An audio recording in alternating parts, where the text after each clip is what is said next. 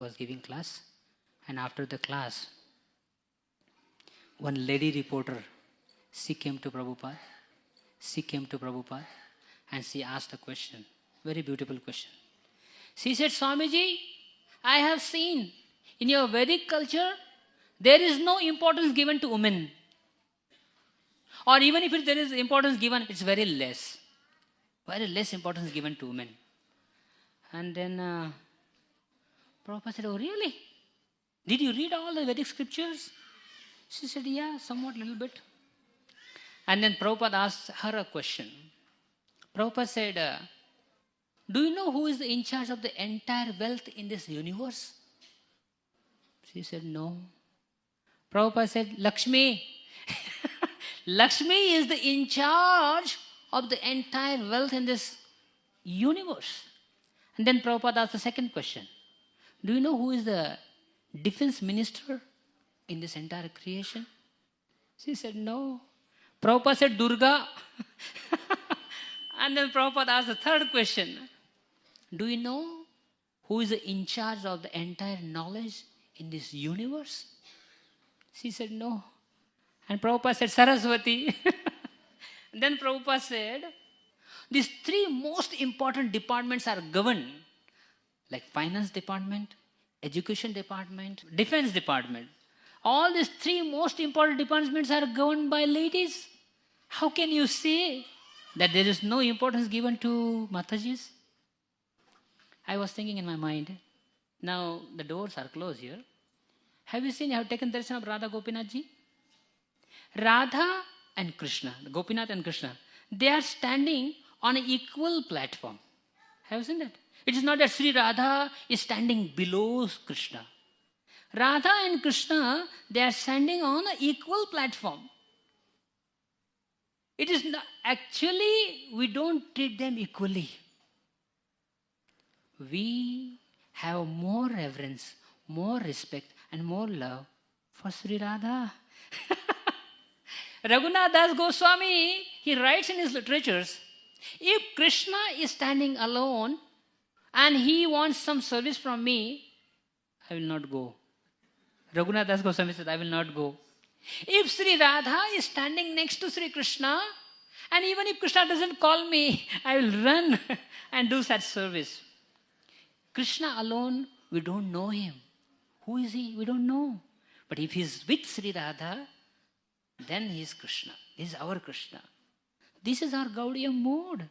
So where is the question of not giving importance to him or her? No question. If you see all the Vairagis, all the renowned saints and rishis and munis, they have given us everything. No connection with money, no connection with anything of this world, no connection with material pleasures. But there is only one aspiration in their life, is they want to be the dust particles at the lotus feet of these ladies in Vrindavan, gopis. So, if you read the Shastras carefully, then you will understand what is Vedic culture. There is no question of less importance or more importance. If anyone wants to pronounce Krishna's name, Lord Rama's name, Narayana's name, how they chant? Lakshmi Narayan, Sita Ram, Radhe Krishna. Isn't it?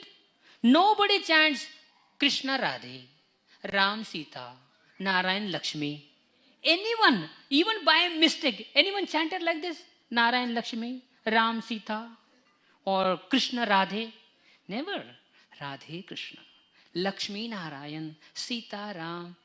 That means the first priority, the most important prominence is given to Matajis, Sri Radha, Lakshmi. And I was reading Bhagavatam and other Puranas. I just gathered some stories in one theme. I had what to speak of less importance. Krishna is henpecked husband. In Hindi it is called Joru ka Gulam. Krishna is henpecked husband. He is a Joru ka Gulam. Even an ordinary people, they don't want to be Joru ka Gulam, right? But Krishna, who is the supreme master, he is a Joru ka Gulam. He is a henpecked husband. And examples are given in Bhagavatam. Satyabhama, Mother Satyabhama. When Krishna offered a parijat flower to Rukmini Devi, Satyabhama looked at Krishna. And Satyabhama said, Mother Satyabhama, she said, my dear Krishna, I want. So Krishna thought she might ask, one more flower. She says, I want the entire parijat tree in my garden.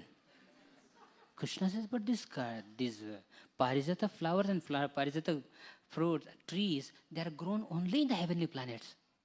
She says, I don't know anything. I just want the entire tree.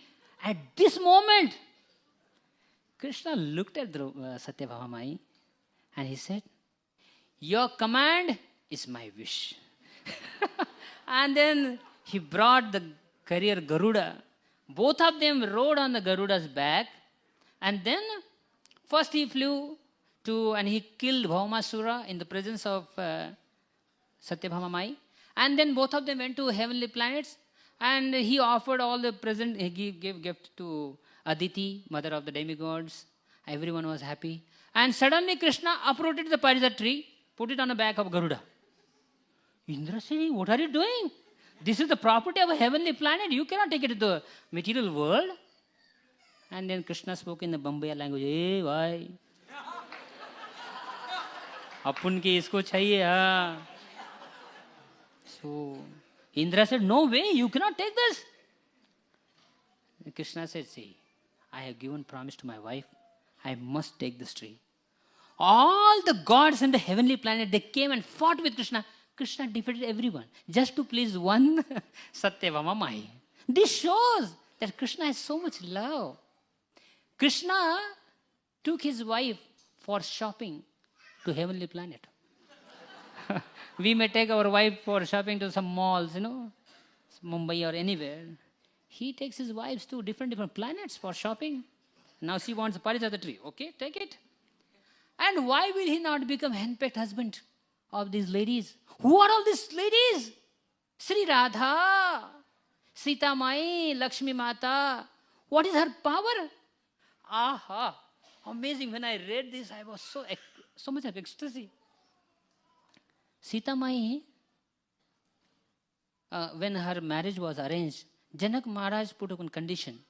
Whoever can lift that bow, which is Shiva's bow, that person can only marry my daughter. Everyone from this planet, they had come to Janak Mithila. Everyone tried to lift the bow. Forget about the lifting. Nobody could even shake the bow. Nobody could even move that bow. Ravana could not lift the bow. And Mother Janaki, Sita Mai, when she was just a baby girl, just a 4 or 5 years old girl, she was playing with her girlfriends, and suddenly while playing, that ball went beneath the bow. And Sita Mai just playfully, without any effortlessly threw that bow distance away. Janak Maharaj looked at this. Who is this, my daughter?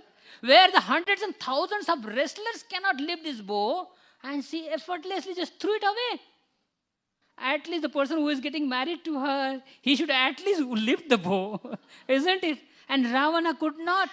So can you imagine Sita Mai's power? How can Ravana kidnap Sita Mai?